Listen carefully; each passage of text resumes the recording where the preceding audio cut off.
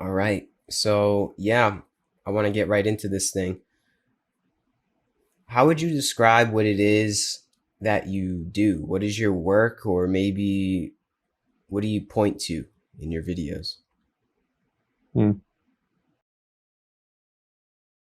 Um, I often sort of frame it, particularly for people who haven't met my work before. I sort of say there's two very broad perspectives on life. And one is the one that, I don't know, it seems like 99.999% of people believe is the only perspective on reality. And that's what I call the seemingly describable world. Seems like we can describe the world, you know? I mean, sure, there's elements of it that we have an appreciation that sort of beyond our ability to describe. Yeah. But even that we live in a world, of course, is a description. Even the idea that we are someone living in a world is a description. And then all the myriad ways that we seem able to describe what's happening, what we believe is happening, in terms of all this stuff, all this phenomena, all this experience. And it's powerful. You know, that perspective is very powerful, and language facilitates that and reinforces it. And language is quite facile. You know, we've got this dictionary filled with however many tens of thousands of words in it, in English words, and in the case of our language. And why do we have all these words? Well, you know, if the words are there, in a sense, they've been created as a way of rendering what's here and describing what's here and communicating about what's here. So that's the described perspective. And again, most people just assume it's true, I would say, a true reflection of what's actually going on here. And then there's this other perspective that I'm introducing in my work to people, introducing people to. And sometimes I'll describe it as the experienced perspective or the experiential perspective. Um, and that perspective turns out to be very interesting with respect to our conventional notions of things, because the experienced perspective is, I could say, 180 degrees from what we think is happening, conventionally speaking. And that's a remarkable thing to discover. It's a liberating thing to discover from my standpoint. And yeah, the discovery of that perspective reveals what we're searching for in life, I would suggest, as Oh, humans, generally speaking. Both even within a kind of more non-spiritual, just human kind of vantage point. Like, what are we looking for? We're looking for a sense of well-being. We're looking for a sense of contentment, fulfillment. You know, I haven't even mentioned any sort of classic sort of spiritual words. In a spiritual context, that same search, I would say, gets framed as realization, enlightenment, God, awakening, and so on. But in either of those cases, our tendency is to look for those things that we're searching for within the seemingly describable world, right? We're kind of looking for our well-being very much based on our definitions of things. Oh, this is evidence of well-being, the way I've described this moment, this circumstance, this experience, and then this circumstance, event, and so on, based on how I'm describing it. Yeah, that's definitely not well-being. That's definitely not peace. That's definitely not freedom, and so on. yeah. And then this other perspective, which is the discovery that reality, the reality of our experience, is entirely, utterly beyond comprehension and description and definition. Is freedom, freedom from all the seeming implications that our language kind of suggests about what's going on here, which can often feel, you know, small, limited, problematic, and so on. I see. So that's kind of, and so my work then centers around, well, since this seemingly describable world is so freaking convincing, like, yeah, I feel like I'm sitting in a room talking to another human, and in one sense I am. So that's another important sort of thing to say here, which is that the discovery that this is fundamentally inconceivable, indescribable, doesn't negate, curiously enough, the seemingly describable world. Not really. It's like that world keeps showing up in a sense. It keeps Mm. being here. Like I have this, like I could see that I'm not merely sitting in a room, that what's here is beyond description, but the room doesn't go away, you know? Well, Yeah. that's the thing though, Yeah. is it does eventually, right? Or it transforms maybe. And it's the phenomenal plane is like the show itself. It goes on. The show must go on. But I think what happens is we get caught in just the show and its myriad of appearances, and we think that's it, and we try to find that freedom and liberation that you spoke of in the phenomena of the show, but Mm-hmm. it's never to be found there because essentially it's all an illusion. There's never a point where we can be like, this is freedom, this is who I am, this is the answer per se, this is the truth in that. So you're saying Mm-hmm.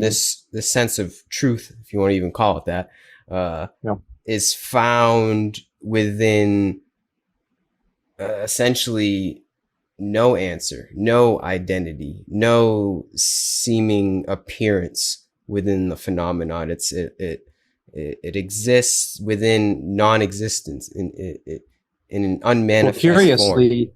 curiously, I would say it actually does exist in what we call the phenomenal world. It is the phenomenal world. In other words, it's not two realities. It's a single reality that from one side of the coin looks like something and can be described seemingly as something that we call phenomena. And then on the other side of the coin is, it's like the finite side of the coin and the infinite side of the coin. Yeah, But it's one coin. it's one coin, So exactly. that's the thing, is that what we call our normalcy, our everyday life, so-called, is not what we think it is, even though it seems to be. Yeah. So I don't have to go somewhere else. This is the convenience of this.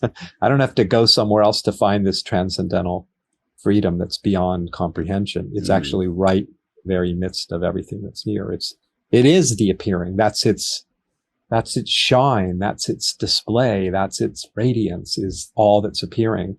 So the phenomena are not some sort of problem I have to like somehow get away from or reject. It's like, no. They are its brilliant display. I've been talking a lot lately about using the metaphor of the rainbow, just because it's such a lovely and powerful metaphor, because the rainbow definitely looks like something, doesn't it? It appears to be what it appears to be, this display of color and spectrum of color. And in one sense, it is that. There it is. I can see it. I can paint pictures of it. I can point it out to you, and you can point it out to me. And then when we go to look for what is a rainbow and we go into the rainbow, literally, we find nothing, right? We find space. We find no rainbow. Well, wait a minute. Which one is it? Is it empty space, or is it a rainbow? We could say it's empty space that looks like a rainbow, can look like a rainbow. And that same, if you will, empty space can look like you, and it can look like me. It can look like the world. It can look like my experience. It can look like everything. And that's really quite something, isn't it? Yeah. We were talking before we started the interview about magic, the magic show. And it's like, it is a kind of magic, that this unresolvable, sort of infinite, bottomless, emptiness really does look like, shows up as what we call the formed world, the phenomenal world. With infinite really potential. Infinite potential in the way that it appears, It seems to be that way. Yes. It seems to be that way. Yeah. It's so tricky to discuss this stuff, because there's a very natural tendency for us as humans to, even when we're talking about this unresolvable infinity, to then try to start to talk about like how all this is structured somehow, how it's all sort of fit together. And the more I look, the more impossible that seems to be, essentially, because it's like, it's it's weirder than weird, Yeah. in terms of what it is. It just really can't be said. Mm-hmm. And um, and there's several, and so in my work, there's sort of several kind of tricks. They're not really tricks. They're just sort of ways of exploring our experience that can reveal the way in which they can reveal the impossibility of collapsing what's here into any kind of conceptual framework. Because we think we can, it seems collapsible. And again, right? It's like, it seems like it becomes something fixed and formed and definable, but our experience, if we pay attention to our experience, keeps revealing that that's not actually the case. Yeah. And it doesn't actually collapse into anything. Yeah. Yeah. So it's like the only thing that we can define about it is that it is undefinable. It's the paradox. That's pretty much what I would say. Yeah. Yes. That's what we can know, is that it's unknowable in the sense of it's not unknowable in the sense of it can be discovered. This unresolvability, this inconceivability can be discovered. Yeah. But it's unknowable in the sense of like how we typically think of knowledge as like, yeah, this is what it is. That's my knowledge. like a my concrete fact. Yeah. Exactly. Like my way of rendering it, my knowledge. Oh, I know what this is. Well, actually, it's paradoxical. Yes, I know exactly. This is a great paradox. Like I know what things are on the one hand, but I also don't, which is an odd, kind of seemingly contradictory thing to say. But that's the way it kind of, I would say, reality seems to show up, like I was saying with the rainbow, but in lots of other ways, like all the flavors of life that seem quite recognizably distinct one from the other, right? Like I know the flavor of salt. It's really identifiable. It's like, it's very specific, like it's salt. And I can distinguish that phenomena. I can know and distinguish that from some other flavor like sweet, right? It's really, I would never deny that. But then when I go to look for what makes salt, like what is it? Yeah.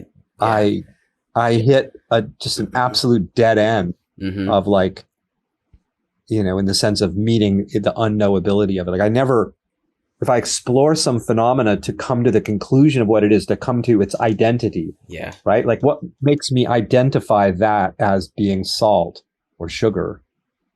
I never find the identity. And that's the basic idea in Buddhism of emptiness, is the impossibility of finding the identity, not just of the supposed selves we are, but the identity of any phenomena, what it is actually, what is that phenomena? And I can't say what any phenomena actually is.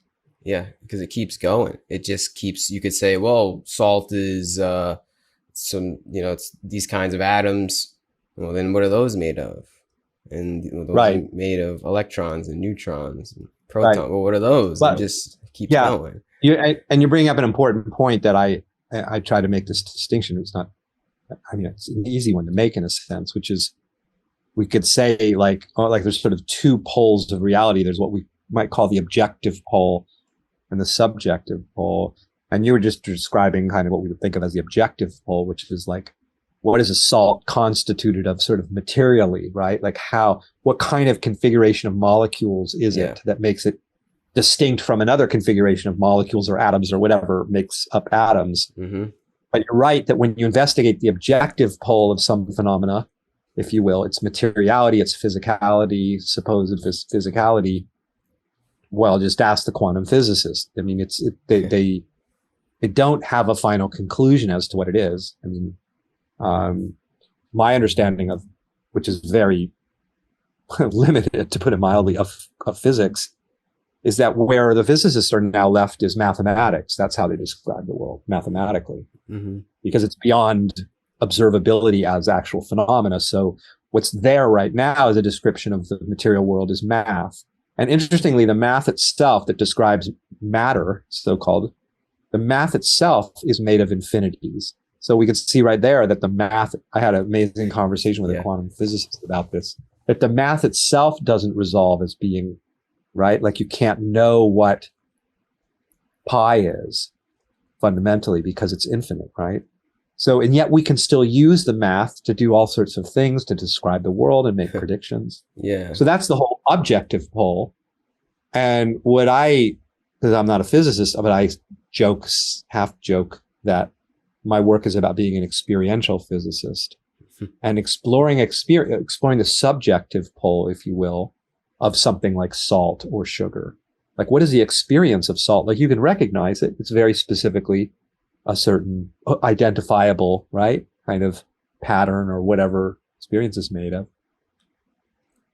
But then you go to try to find, like, what are the experiential particles of salt and sugar? What makes, or fear or joy? Like, what are those particles of subjectivity?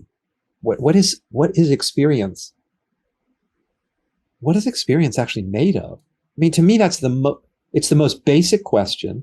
It's the most profound question. And yet we hardly ever ask it as human beings. We just assume we know what experience is because we have words to describe it.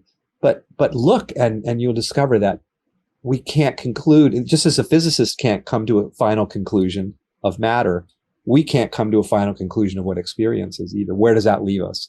It leaves us in the open-endedness of the unknown, of the mystery, of the inconceivable. And yeah, and again, that's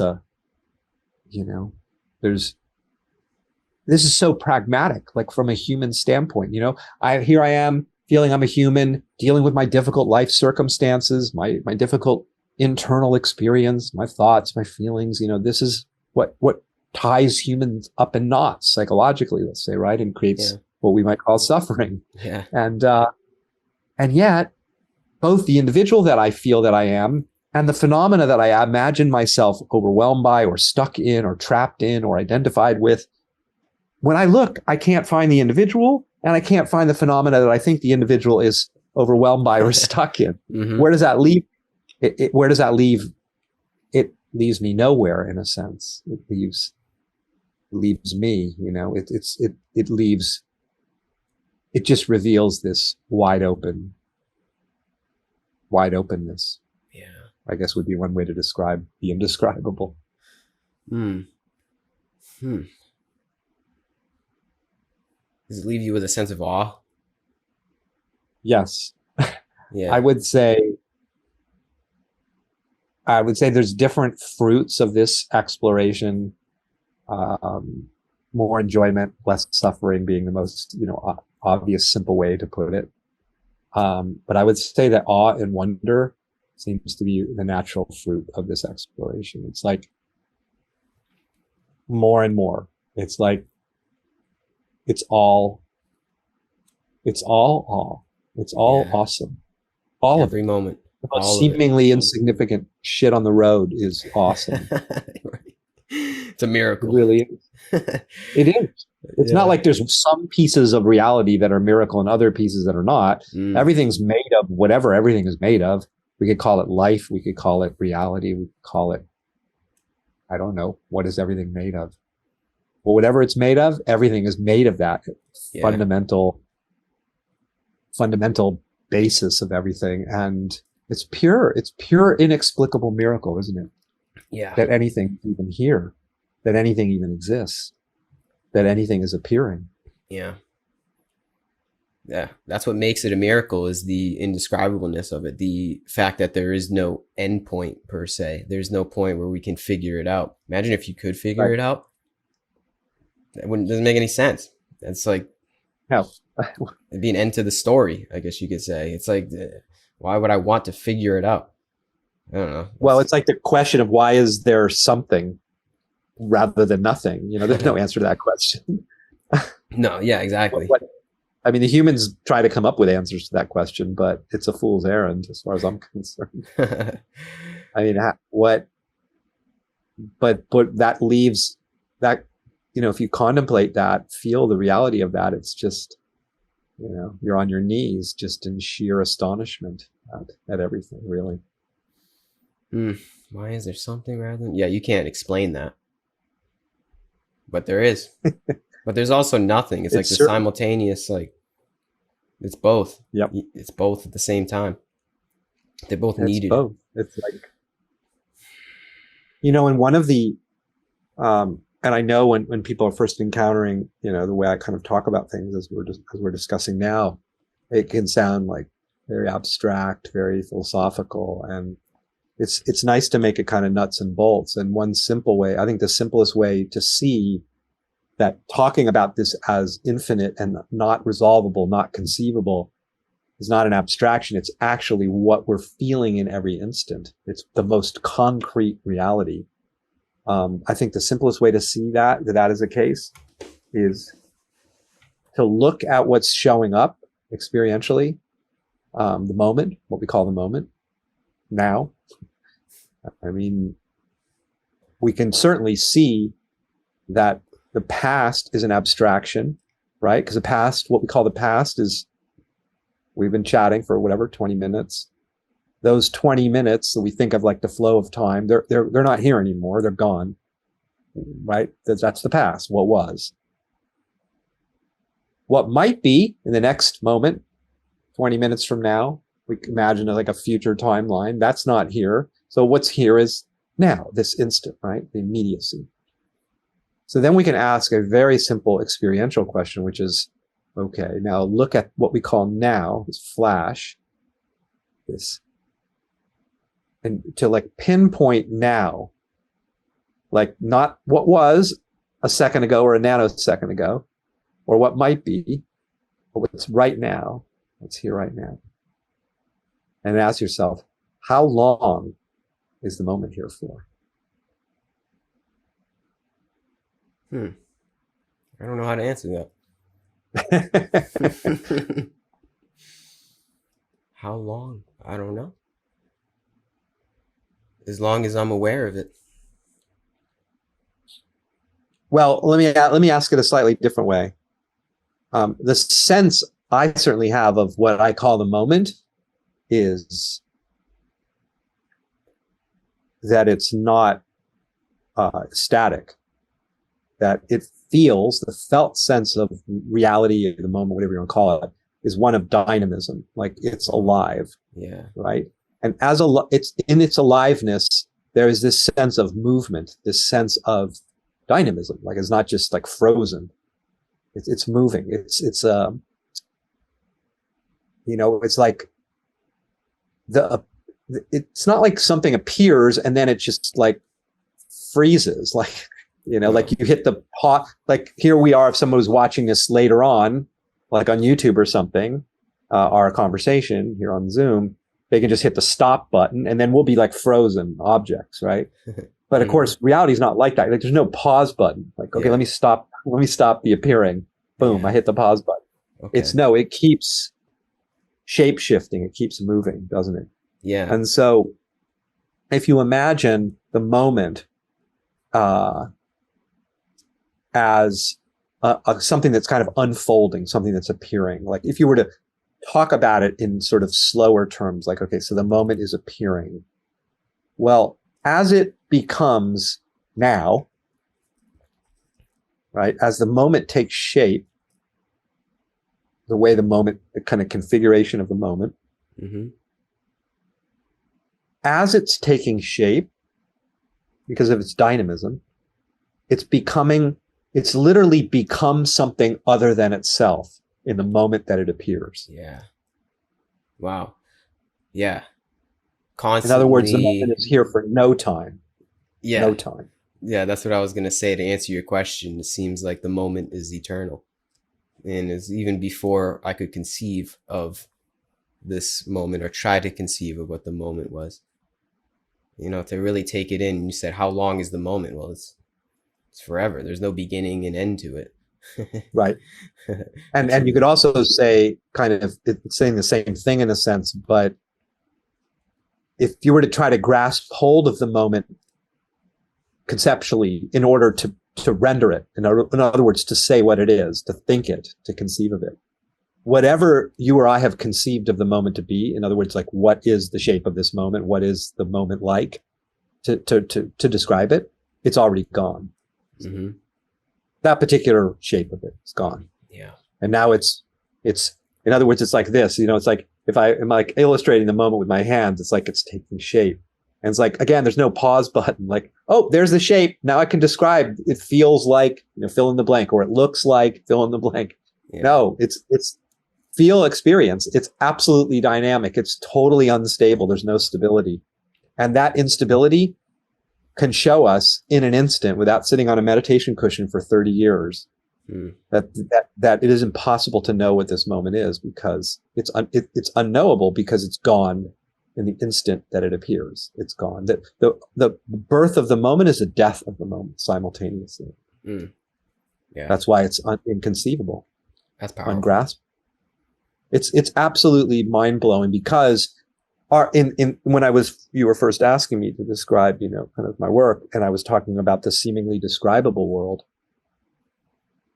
it really rests, like our language and our concepts really rest on this notion of there being things that endure over time, or events that endure over time, or people who endure, or phenomena that endure. Otherwise, if a phenomena, a person, place, or thing, or experience is not enduring over the time, then there's nothing.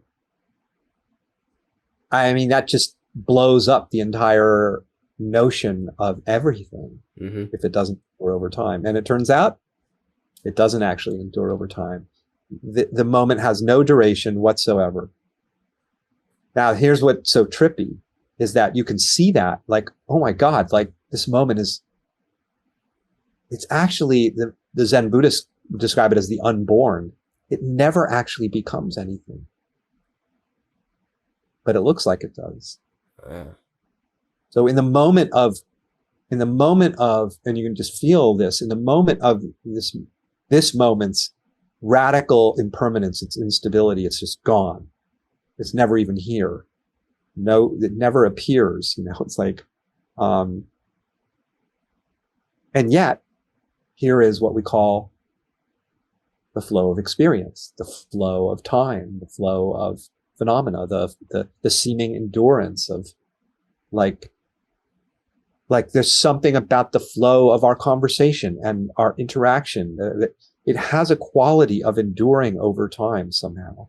That's how we can tell a story. That's how we can hear a piece of music, right? It's kind of like stretched out over time, the melody, the narrative. And yet all of that sense of it being stretched out over time is happening in this flash instant that is no time whatsoever, like absolutely no time. That's Yeah. the dance, the timeless that looks like the flow of time. Mm-hmm. It's amazing. Absolutely amazing. Yeah, that's well said. It's so well said. Oh wow. And it's so cool because it's actually, as cool as that may sound, like as an idea, and intriguing and compelling as it is, and I think it is in a sense because it's so counter to what we think, it's literally what we're experiencing. We're literally experiencing like the gone nature of every moment. It's just like poof. It's just like the instant is just poof, it's gone. And then it's like, but magically, like, it's like a trick birthday candle. You keep trying to blow it out and it still stays lit. It stays lit. Mm-hmm. So it's like reality keeps liquidating itself, like in every instant, just vanishing. And yet it's always here. It's Yeah. always here. It's Yeah. always here, but it's not here, but it's always here. That's It's it's the some magic kind show. of it's yeah, it's a paradox at the end of the day, but it makes a It lot of really sense. is. The way that you explained it very well and simply, and I think that's what we need in today's world. If you want to say we need it, Mhm. to maybe in a way to guide people toward it, is a simple way, a simple explanation to this. Um, but I like it. I like the way that you explain things, man. I'm kind of speechless, to be honest with you. Yeah, I hear you. Yeah. I mean, like, it's it's something. It's so funny. I find myself.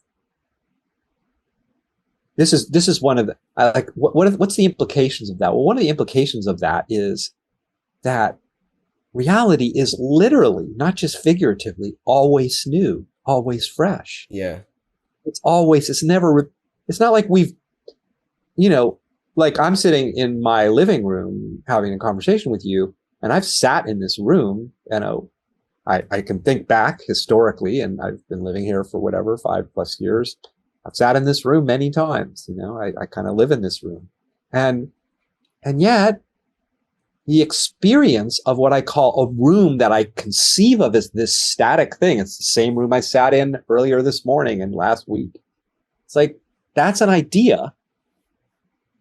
The experience of the room is dynamic. It's like, I've never been here before. I've never been in this experience before. This is absolutely new, absolutely fresh. And in that sense, this is really wild. I've never experienced any of this before. Yeah, that's crazy.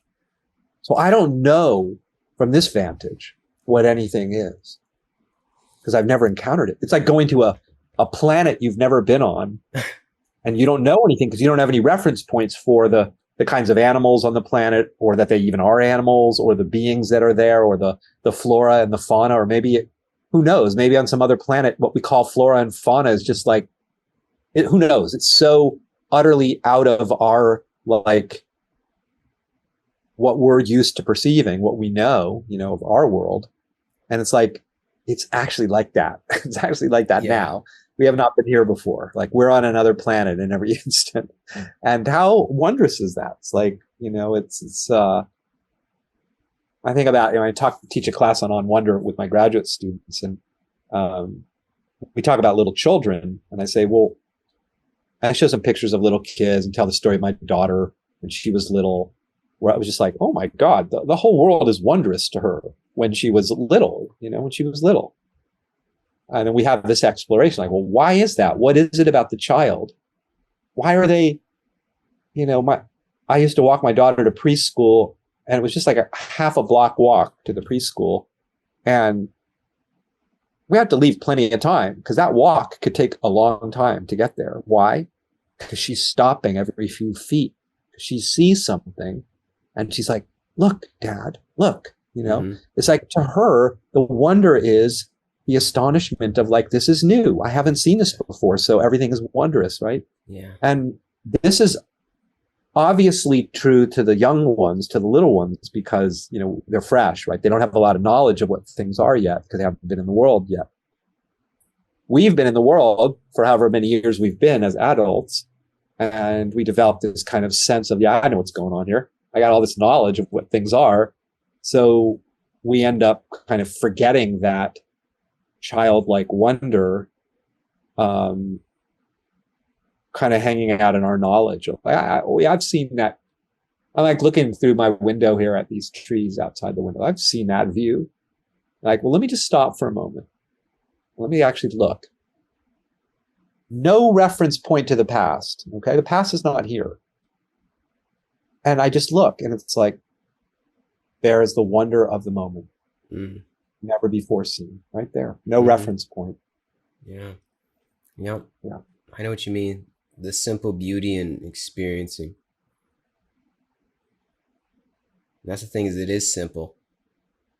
I feel as though we overcomplicate the journey here. But with that vantage point that you described, it's truly quite beautiful.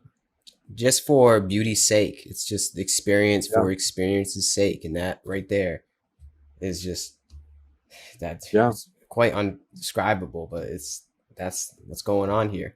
It's like art for art's sake, Yeah. It's almost like I'm looking at your shirt, on the screen, and I'm looking at the way there's like a pattern of, like, the folds of the shirt, and like,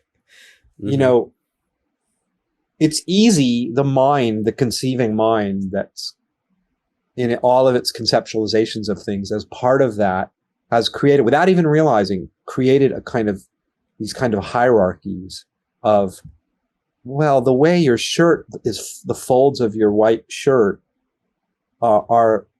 that's not significant.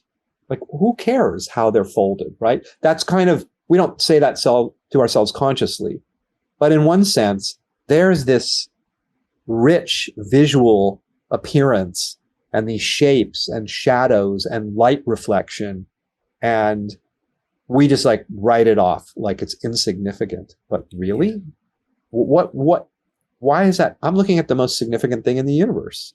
In a sense, everything I look at is the most significant thing in the universe. because everything I'm looking at is the universe, Yeah. right? Mm-hmm. That's what the universe looks like there.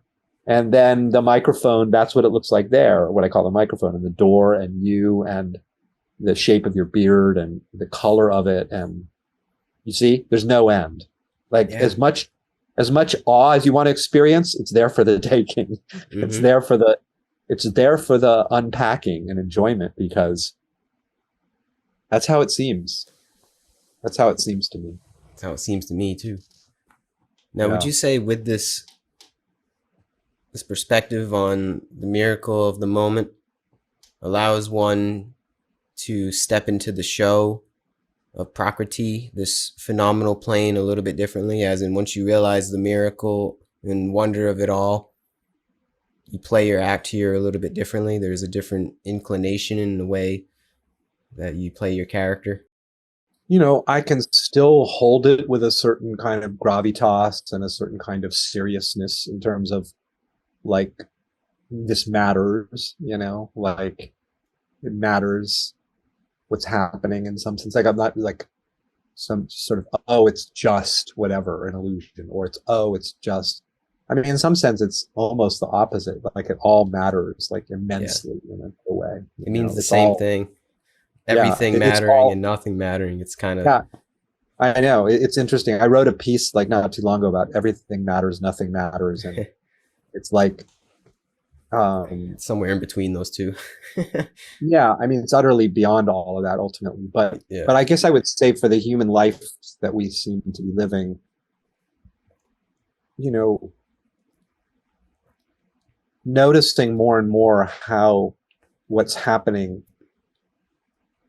is this inconceivable miracle, um, unknowable in the sense of being able to determine what it is, and open-ended and not fixed and boundless and boundaryless, without boundaries anywhere, because those are also conceived.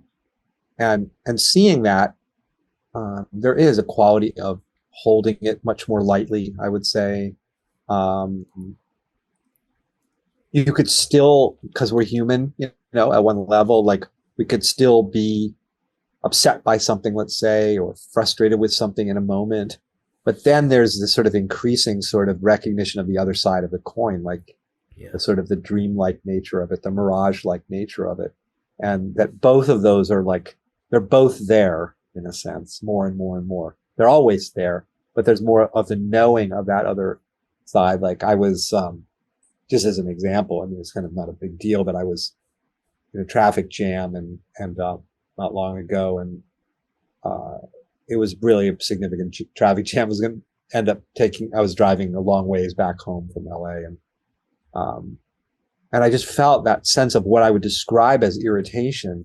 And it wasn't like I needed, it was fine, So this thing called irritation is there, right? I mean, it wasn't a big deal. It wasn't like immense suffering of some kind.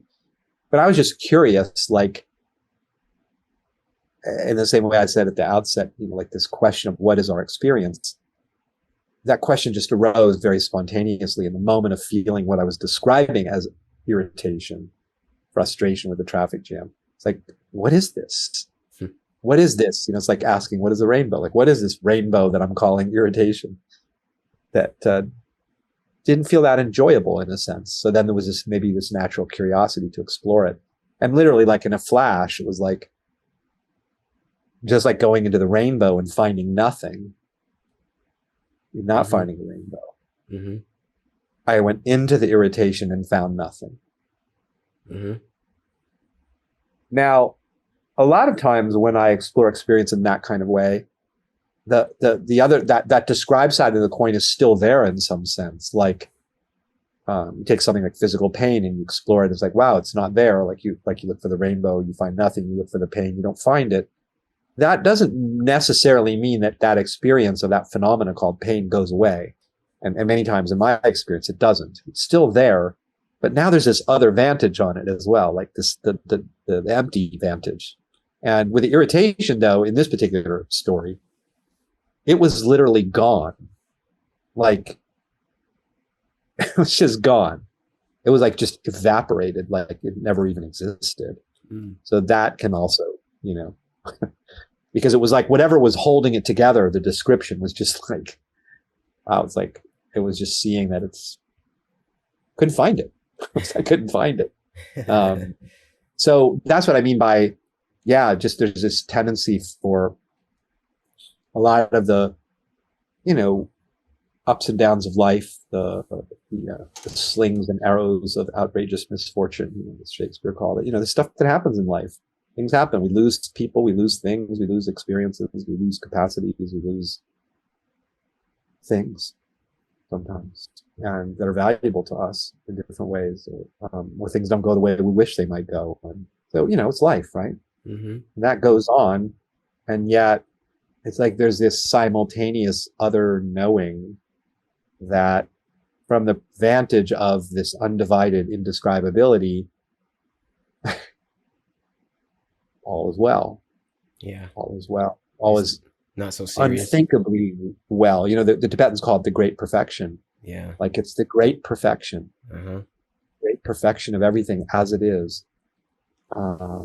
At the level of the descriptions, you say something like everything is a great perfection, and people want to just say you're fully, you know what, you know, Mm-hmm. you're telling me my suffering is a great perfection. It's like, well, it's more nuanced than that. I'm not discounting the human experience that it can include what we call suffering and sort of making that like, oh, that's perfect just as it is. Denying its sort of reality in some sense. I'm not suggesting that at all.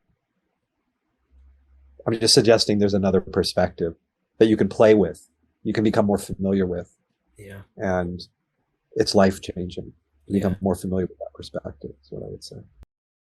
Would you say the biggest change or maybe incentive or benefit from this absolute great perfection Mm-hmm. is the fact that we can see our suffering a little bit differently and maybe Without not question, suffer? yeah, it recontextualizes suffering. I mean, it's like now suffering is, you know, uh, all of our experience that we might think of as challenging, problematic, whatever, difficult, stressful, painful in different ways.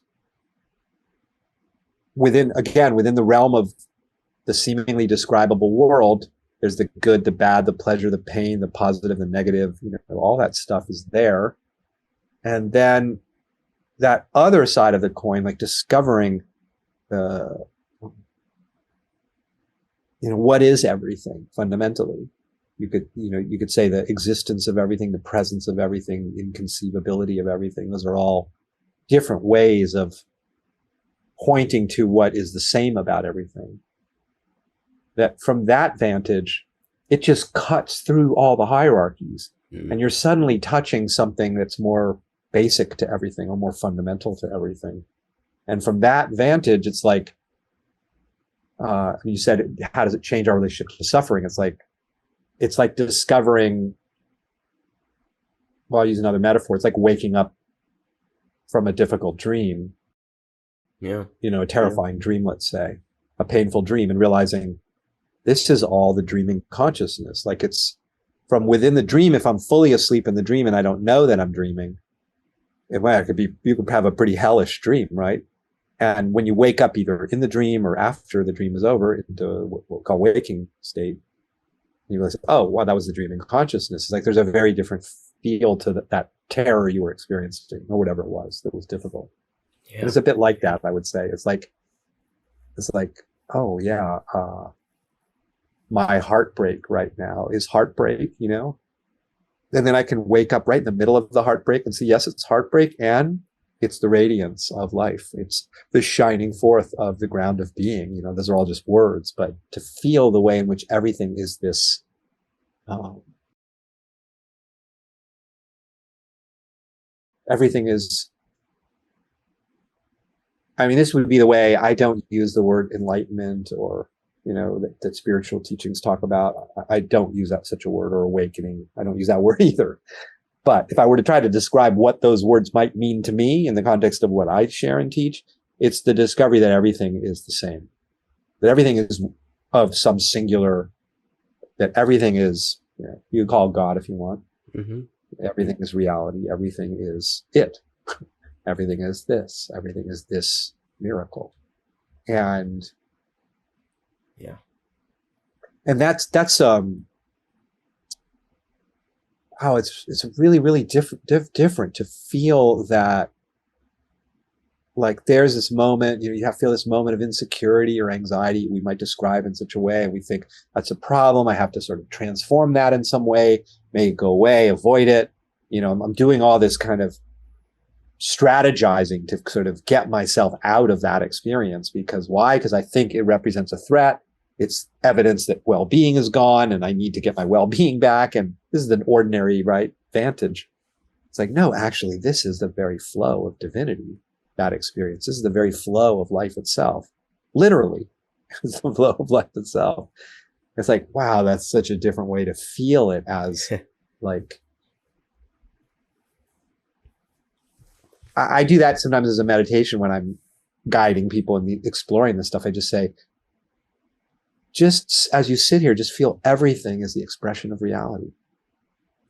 You're not trying to like manage your experience. You're not trying to get into some state.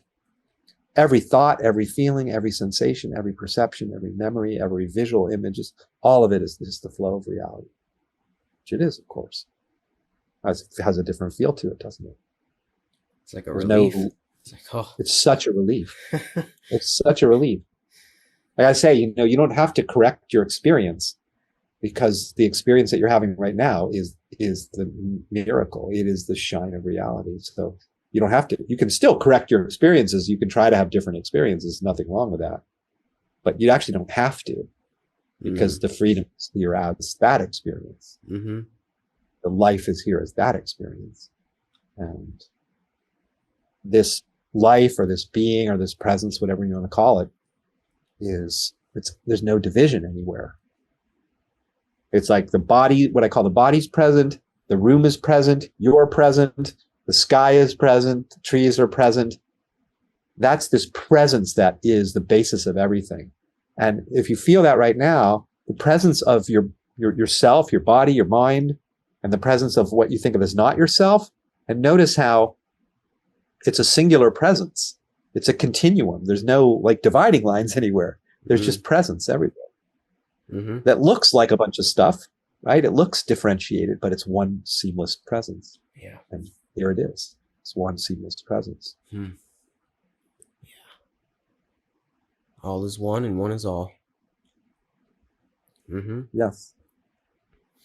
And it looks like a multiplicity, of course. It looks like diversity. It looks like a bunch of different stuff, one thing distinct from another. It shows up as differentiated, and yet it's undivided simultaneously. Yeah. That's the miracle. That is really that's a magic trick. Or something that's singular and undivided to look different and differentiated. Right? Doesn't make sense. Yeah. I mean, to me, there's kind of like I don't know what I would call it, a certain kind of beautiful logic to it, even though it doesn't fit together like in an ordinary sort of like, how can it be distinct and different and the same? It doesn't really line up in a certain kind of linear logical way, but in another way, it makes perfect sense to me somehow in some strange way. I know what you mean. Maybe that's because I guess the more we come to see that that's what we're experiencing, that paradox, then it makes perfect sense, because it's what is, it's the only thing that makes sense. It actually makes the most sense. It makes the most sense. Exactly. It's like a return to sanity, Yeah. Damn, man. Isn't that great? Yeah, that is great. That's the good news. It's the gospel, man. That is the great good news. Exactly. Yeah. It's impossible. We imagine ourselves having been plucked out of the hole, separated out, cast out of the hole of reality. And then we somehow have to find our way back to the whole. That's kind of the spiritual path in many ways. Yeah. What is the yoga tradition? Yoga means to yoke together, the soul and God, or the Atman and the Brahman. That's yoga. And it's like, it's funny to think about that. Like, there's really no yoking together of anything. It's seeing that the yoga is already the case. The union is already the case. Yeah. Like you and I have never been cast out of the whole. Like, there's only the whole. Yeah. That is the yoga. There's no return to that. It's the That is the yoga, seeing. to see. Yeah. Exactly. It's like, in a sense, there's nothing you have to do, truly. The absolute explanation. There's nothing that one has to do to yoke other than No, see. But you don't other have to than see, no, technically. no, no, you don't. You don't. I mean, um, I guess I would say that for the humans we seem to be, seeing that makes a difference somehow. Yeah. But it doesn't have to happen, and recognizing that. But not recognizing that tends to lead to searching and looking for something else, like sort of the belief that somehow this moment's not quite enough, right? Hmm. Something feels like it's not, like I need something more than this. It's like, wait a minute, this Yeah. is the absolute reality. This is the infinite fullness. Nothing else is needed, actually. This is everything, that which is inclusive of everything. How much more do you want? It's like, here it is. It's already complete and whole. Yeah. And that's what you are. That's what everything is. It's crazy to think that we're actually the same thing fundamentally. Me and you, we're Right. just playing a game of me and of you on the Zoom call in separate locations, and the listener as well, playing Right. this game with each other. But really, at the end of the day, nope, it's all just one person. Well, not even person. It's just this one You can't really experience, this say, one right? I mean, presence. yeah, if you were to say, like, we have the ordinary kind of consensus reality ideas that, I'm perceiving this moment, right? Like, I'm participating in this moment. I'm aware of this moment. And then if you feel that participation, that awareness, that perceiving, what's perceiving this moment? Well, and feel how absolutely unbounded that is. Like, it's not, you don't find some fixed form that's perceiving. You just find open-ended presence that's unbounded, that's perceiving. Mm-hmm. So in that sense, it's like all you find is the perceiving. Yeah. Everywhere you look, you just find perceiving. You don't find individual people perceiving. You just find perceiving. Mm. It's glorious. It is truly glorious. Yeah. And that kind of makes us immortal. But first, in order to realize your immortality, you have to realize that, in a sense, one was never quite born in the first place. It's like, in order to escape death, we have to seemingly escape birth. There was never a beginning, and the miracle in that is that there is also no end, that we all seem to fear so much. But really, that's an illusion as Yeah, well. It's a big one. It's a big illusion, that's for sure. But it's yeah. an I mean, illusion.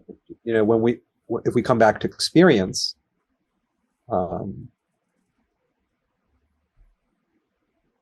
and as we were saying, I was sharing, like, feel the moment, and what would you say? Is the moment being born, or is it dying? Two most fundamental things, birth and death, are all rolled into what we call the moment, and they're indistinguishable, birth and death. And in this sense, the moment, we can see in that simple way of feeling the moment, that what we call reality, the moment, transcends birth and death. It's Mm, beyond both. You can't pin it down as being born or dying. It's neither. In that yeah, sense, it's well, I mean, it's timeless, because birth and death are in the realm of time, right? yeah, This is outside the realm of time. It doesn't negate time. mm, Like, we could talk about, the birth of John, the birth of Gary, as manifestations of the infinite, that somehow, I mean, I show this video also in the class on wonder, of this incredible, like, computer generation from from conception to birth. Oh my God. Like, it's just so extraordinary, like, the egg gets fertilized, and then the egg splits, a single egg splits, and now it's divided. And then it just keeps splitting. It keeps splitting. It keeps splitting. It keeps splitting. And then the huh, next thing you know, you have a nervous system, and a cardiovascular system, brain. So we could talk about that. And then you come out, after 9 months, this creature comes out of the mother's, canal, birth canal, and out into the world. That's all time. And that is like, this is the paradox, right? Like that all can be talked about. Like I was born, you were born, and eventually the forms that have appeared as you and me will disappear at what we call the time of death, the time of passing. But I remember when my mom died and I was with her at her death 6-7 years ago, something very, very powerful was sort of shown to me in that moment, which was that I felt like as she was approaching her death, and you could tell she had this kind of the death rattle, these long, slow breaths. She was like in a coma, it seemed to be. And the whole feeling, the whole energy was just life. It was just the moment. It was just reality, just shining, that we would describe as the final moments of a woman's life. And the family was around her, and it was like a lot of emotion, but it was just raw existence, life, just the sheer radiance, just of the whole thing was so bright. And then she took her last breath. And in the moment, like that was the moment of what we call death. It was very clear, like it was shocking. It was like the moment of death, the end. But it was also very clear that was just experience. And as experience, there was no end. Mm. It was like the experience of life and the experience of death were one and the same thing, just experience. Wow. That I call life and that I call death. But what was, in a sense, never ending was experience. Never ending, just experience. That's powerful. It's so powerful. It was very powerful. I felt like my mom, it was a beautiful moment in my life because I felt like there's this term in the Tibetan Buddhist tradition of one way they describe, like they call Ati Yoga, the supreme yoga, which is the recognition of the yoga is already here. And this is sometimes called Dzogchen and Tibetan Buddhism. And sometimes they describe the teaching, what the teacher's doing, they describe it as the confirmation of natural perfection, the confirmation of the great perfection. That's what the teaching is all about. It's just confirming that this is it. Again, this is it. This is the absolute reality. And I, feel like over the course of my life, over the last couple decades, it's been this process of discovering that and understanding that in my own experience. And at the moment of my mom's passing, it was like she was like her death, or she, or whatever, it's all mystery, was like the confirmation of natural perfection. Like it felt like everything that I had discovered in my life was confirmed in her passing. Wow. Was like, yep. And I wrote the last chapter of my last book about that short little chapter. It says, the title of which is This Death That Is Also Life. Like they're exactly the same thing. Mm-hmm. Death and life. They're the same thing. They're this. They're both this. Mm-hmm. Mystery. This life. It's the death of death. This radiance. Yeah. The death. Mm. This is good stuff. Yeah, it is. Right? Well, it's like, you're watching the ocean and you see what happens that we call the birth of the wave. We can describe it like you and I are sitting on the shore. We're watching, wow, here comes a swell. A wave is being born and it has a life. And then eventually that wave falls back into the sea. We call that the death of that form of that wave. It's gone. Can't find the wave anymore. Where'd it go? Well, it returned to the sea. But when it was born, it never left the sea. Mm-hmm. So in a sense, it never left and it never returned. It was always the reality of the sea of existence, it never left itself. It never departed from itself in what we call birth and death. In that sense, nothing actually really happened that we call birth and death. Yeah. Nothing actually changed. Yeah. And everything changed in another sense too. Yeah. I mean, your birth changed your parents' life forever. And your passing will change people's lives who know you and love you, you know. So in some sense, this is the human sort of side of the coin. You know, it's everything, birth and death. And yet from the other perspective, it's like, it's all, Yeah. it's all the same fundamental reality It's that all the looks, can ocean. look like birth and can look like death and everything in between. Yep.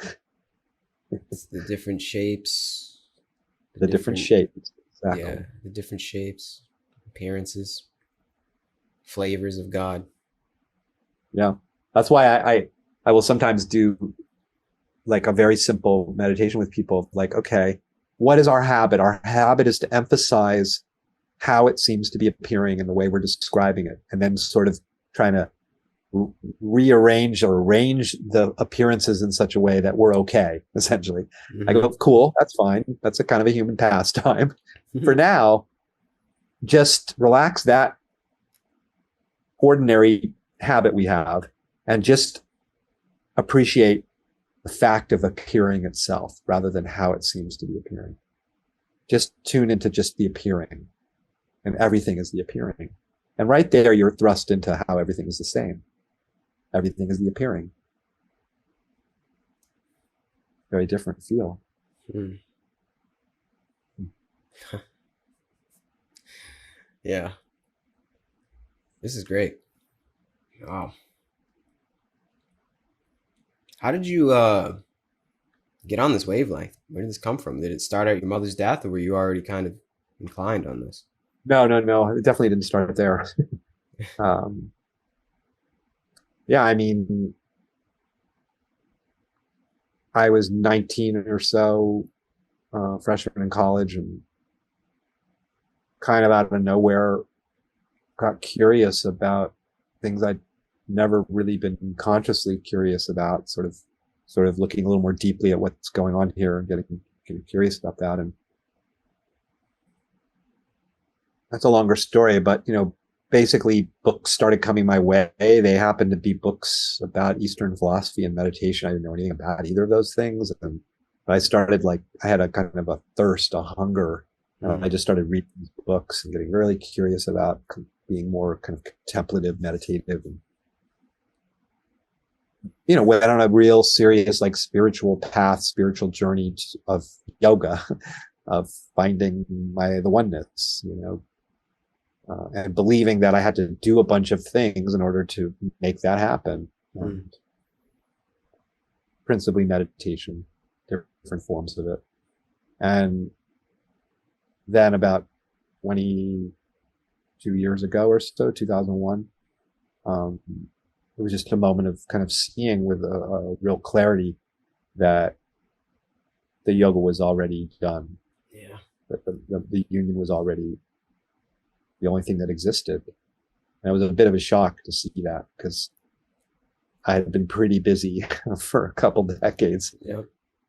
thinking otherwise, you know, innocently, of course, that I was separate from the whole and I had to kind of claw my way back to the oneness, um, like a wave clawing itself back to the sea. Mm-hmm. Funny as that is.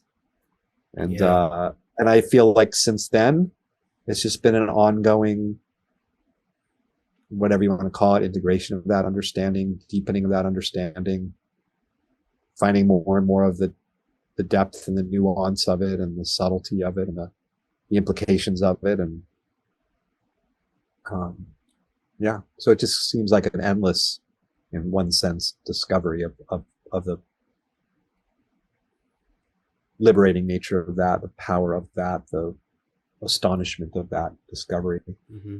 It's not like, you know, some finish line. It's like, oh, all done now, you know. Yeah. It's like, it doesn't feel like that at all. Uh-huh. It feels like, I was going to say earlier when we were talking, I can't remember what we were talking about exactly, but I was just sort of feeling into the astonishing nature of this as we talk about it. And I was like, oh, it was when I was talking about how everything is actually fresh and new. And I've been amazed at this, how even in this conversation, I'm talking about understandings and insights I've talked about countless times. I've written about books about them.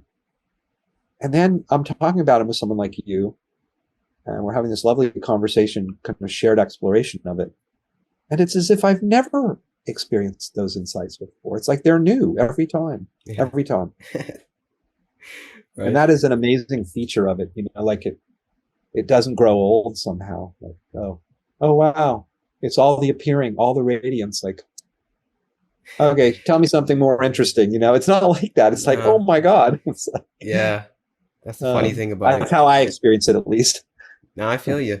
Because if it wouldn't be truly a miracle if it wasn't always miraculous. Right. Exactly. Yeah. And to go on the point that you described before, isn't it ironic that we go through the seeking phase, we go through a sort of journey, a sort of yearning, and we do Yep. come to some kind of point, even though it's not an end point per se, but some kind of point where Mm-hmm. we're like, wait a second, what was I trying to do the whole time? Some kind of joke in there, right? At least what I find. I find It it kind of is. It funny. is. Especially if you even take it more into the impersonal dimension of it all and say, it's like there's this ocean of existence, call it God, vast, infinite ocean of existence, of reality. And then it gives rise to these countless forms, including with the human form.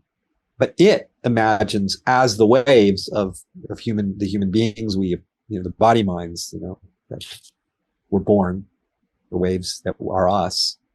The sea is imagining itself to be not itself. That's what's so amazing. It's not like an individual that thinks it's somehow separate from the whole. It's actually the whole that imagines that it's not itself. Mm-hmm. And yeah, I mean, honestly, the first time that I saw that, it was like, it just really threw me for a loop. like, Yeah. like, yeah, like you are the very divinity that's been searching for itself. You've always been that and nothing but that. That's what you're made of, every fiber of your being, every corpuscle, every personality characteristic, all of it is made of this divinity. And yeah, it's like, Hallelujah. hallelujah. Got it. Hallelujah. uh, How lucky. right? Yeah. Hmm. You know what? Hey, on that note, I think we can probably start to wrap this thing up. I don't have anything Yeah. else left to say. No, I was going to say, I thought your hallelujah was the perfect note to end on. So, Yeah, you want to keep it at that? Do you have anything else you want to say? no, I mean, people are interested in exploring my stuff. I'm easy to find.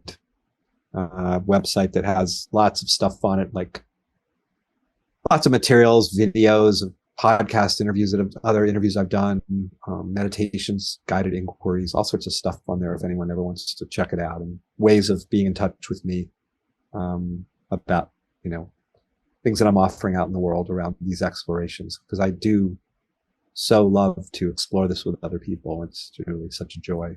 Mm, I love it as well. Um, My website is just my name, johnastin.com. I'll put everything down in the description for people to see. But But I'm happy to be in touch with people. So okay, yeah. Well, I'm happy too. I'm happy that we were in touch and did this. This was well, yeah, amazing I'm so glad you reached out, Gary. It's really, really delight talking with you. for sure. I appreciate your time, effort, and wisdom that you brought to this novel moment that we have recorded on the internet. I appreciate it so much. So thank you. Keep doing your thing. Thanks, Gary. Yeah, wish you all the best. Thank you for anybody that listened this long. Peace and love. That's it. Peace and love.